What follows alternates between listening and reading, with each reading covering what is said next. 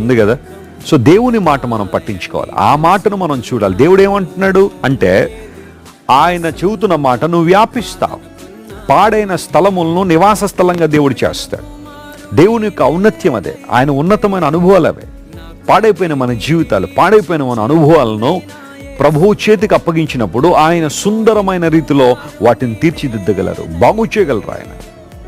ఒకవేళ నీ పాపాన్ని బట్టి, నీలో ఉన్న విధేయతను బట్టి, దేవుని మాటకు ధిక్కరించే స్వభావాన్ని బట్టి, తిరుగుబాటుతనాన్ని బట్టి నీ జీవితంలో ఇంతవరకు చాలా నష్టపోయేవేమో, నీ జీవితాన్ని నీవే పాడు చేసుకున్నావేమో. కొన్నిసార్లు ఎవరినో నిందించడానికి అవకాశం లేదు.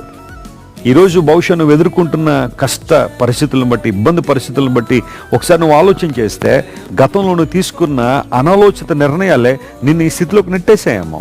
ఒకసారి ఆలోచించే, ఇకనైనా సరే దేవుని వైపు తిరుగు, ఆయన పాదాల మీద పడు, ఆయన నీ ఆశ్రయం.